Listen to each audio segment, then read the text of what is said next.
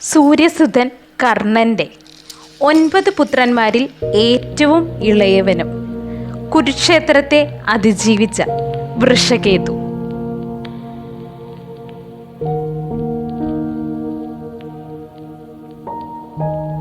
അംഗരാജാവ് കർണന്റെയും ദുര്യോധന സാരഥി സത്യസേനന്റെ സഹോദരിയും ദുര്യോധനന്റെ സഹോദരി തുല്യയും അതുപോലെ തന്നെ ദുര്യോധന പത്നി ഭാനുമതിയുടെ ഇഷ്ടത്തോഴിയും സഹോദരി തുല്യവുമാകുന്ന അംഗറാണി വൃഷാലി എന്ന പത്മാവതിയുടെയും 9 പുത്രന്മാരിൽ ഏറ്റവും ഇളയവനാകുന്നു വൃഷകേതു.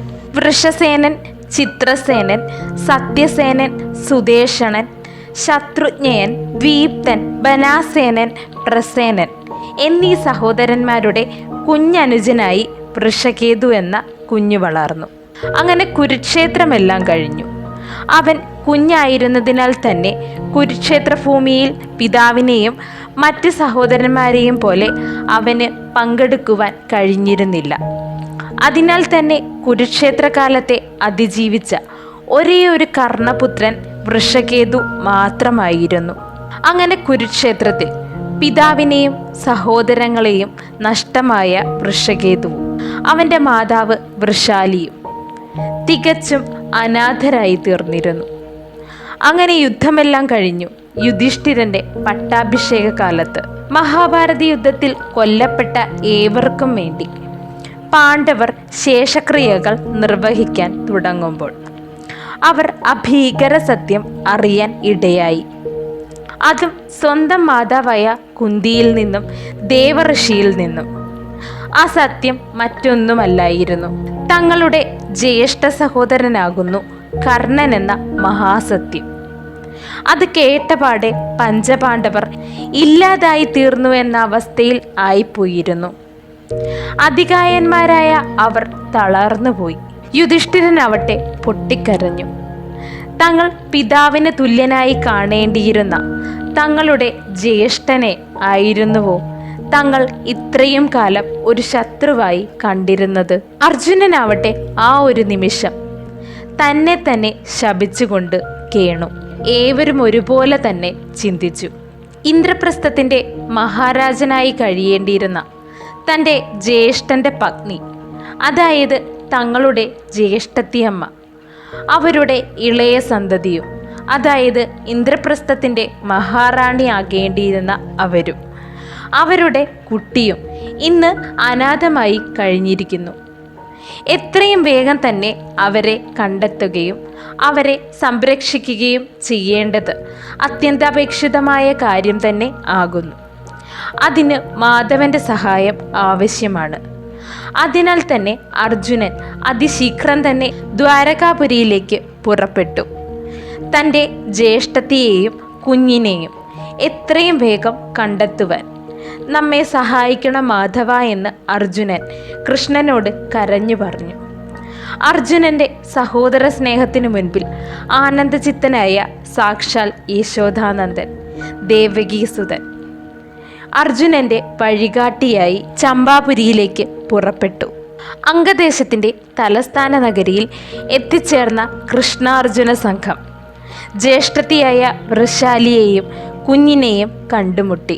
അവരോട് തൻ്റെ ഭാഗത്തു നിന്നുണ്ടായ തെറ്റിന് കരഞ്ഞുകൊണ്ട് മാപ്പപേക്ഷിച്ചു. തൻ്റെ സഹോദരൻ ഇല്ലാതായെങ്കിലും അദ്ദേഹത്തിൻ്റെ പത്നിയെയും പുത്രനെയും ഒരിക്കലും അനാഥമാക്കുകയില്ലെന്നും അർജുനൻ വാക്ക് നൽകി. അങ്ങനെ അർജുനന് മറ്റൊരാഗ്രഹം കൂടി ഉണ്ടായിരുന്നു. അത് തൻ്റെ ജ്യേഷ്ഠത്തിയമ്മയോട് ആ കാന്തേയൻ പറഞ്ഞു. കർണൻ എന്നാൽ ഈ ധരണിയിലെ തന്നെ ഏറ്റവും ശ്രേഷ്ഠനായ ധനുർധരൻ ആകുന്നു. അപ്പോൾ അദ്ദേഹത്തിൻ്റെ പുത്രൻ ഒരു ശ്രേഷ്ഠനായ ധനുർധരൻ ആകേണ്ടതുണ്ട്. അതിനാൽ തന്നെ വൃഷകേതുവിനെ ധനുർവിദ്യ അഭ്യസിപ്പിക്കുവാൻ നമ്മെ അനുവദിക്കണമെന്നും അതിനായി അവനെ നമ്മോടുകൂടി ഹസ്തിനാപുരിയിലേക്ക് അയക്കണമെന്നും അപേക്ഷിച്ചു. അർജുനൻ്റെ താഴ്മയായ അപേക്ഷ അംഗറാണിക്ക് നിരസിക്കാൻ മനസ്സനുവദിച്ചില്ല. അതുപ്രകാരം വൃഷാലി അനുവാദം നൽകി. വൃഷകേതുവുമായി അർജുനനും കൃഷ്ണനും ഹസ്തിനാപുരിയിലേക്ക് പുറപ്പെട്ടു. എന്നാൽ കുഞ്ഞു വൃഷകേതുവിന് അർജുനനോടും കൃഷ്ണനോടും വെറുപ്പായിരുന്നു. അർജുനനെ കാണുന്നത് തന്നെ വൃഷകേതുവിൻ്റെ മനസ്സിൽ ഒന്നിനൊന്ന് പക നീറിപ്പടരാൻ കാരണമായി. എന്നിരുന്നാലും കാലക്രമേണ അത് കുറേശ്ശെ കെട്ടടങ്ങി. അപ്പോഴേക്കും അർജുനനെ തൻ്റെ ഗുരുവായി അവൻ അംഗീകരിച്ചു. കൂടാതെ ഇളയ പിതാവായി അംഗീകരിക്കുവാനും അവൻ്റെ മനസ്സ് സജ്ജമായിരുന്നു. അങ്ങനെ അർജുനൻ്റെ ശിക്ഷണത്തിൽ എല്ലാ ധനുർവിദ്യകളും അഭ്യസിച്ചുകൊണ്ട് അവൻ പിതാവിനോളം തികഞ്ഞ ഒരു ധനുർധരനായി തീർന്നിരുന്നു. അങ്ങനെ കഴിയും കാലത്ത് യുധിഷ്ഠിര ചക്രവർത്തി അശ്വമേധം നടത്തുന്നത്. അശ്വമേധത്തിൽ അശ്വത്തെ അനുഗമിച്ചത് അർജുനനും വൃഷകേതുവും ആയിരുന്നു.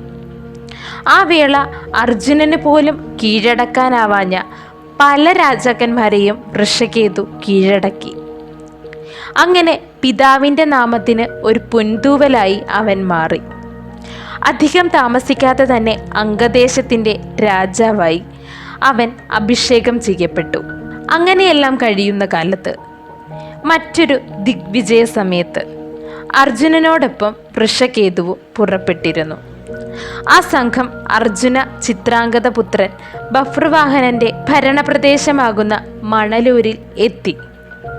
അവർ അവിടെ ആക്രമിക്കും കാലത്ത് അർജുനനെയും വൃഷകേതുവിനെയും ബഭ്രുവാഹനൻ വധിക്കുന്നു. എന്നാൽ തൻ്റെ പിതാവാകുന്നു അർജുനൻ എന്നുള്ള കാര്യം അർജുനൻ്റെ മറ്റൊരു പത്നിയാകുന്ന നാഗറാണി ഉലൂബിയാൽ അറിയുന്നു. പിതാവിനെയും സഹോദരനെയും പുനർജീവിപ്പിക്കേണ്ടത് നിന്റെ ഉത്തരവാദിത്തമാകുന്നു. അതിനാൽ തന്നെ അതിശീഘ്രം തന്നെ നീ പാതാളലോകത്തേക്ക് പോവുക. നാഗങ്ങളുടെ പക്കത്തുള്ള മൃതസഞ്ജീവനി മണി കൊണ്ടുവരിക എന്ന് ഉലൂബി ബഭ്രുവാഹനനോട് നിർദ്ദേശിച്ചു. അതുപ്രകാരം അർജുനപുത്രൻ മൃതസഞ്ജീവനി മണി കൊണ്ട് വരികയും അവർ ഇരുവരെയും പുനർജീവിപ്പിക്കുകയും ചെയ്തു. അങ്ങനെ മരിച്ചു ജീവിച്ച വൃഷകേതു പിൽക്കാലത്ത് തൻ്റെ രാജ്യത്തിൻ്റെ ഉത്തമ ഭരണാധികാരിയായി നിലകൊണ്ടു, തൻ്റെ പിതാവിൻ്റെ നാമം കാത്തു സൂക്ഷിച്ചുകൊണ്ട്.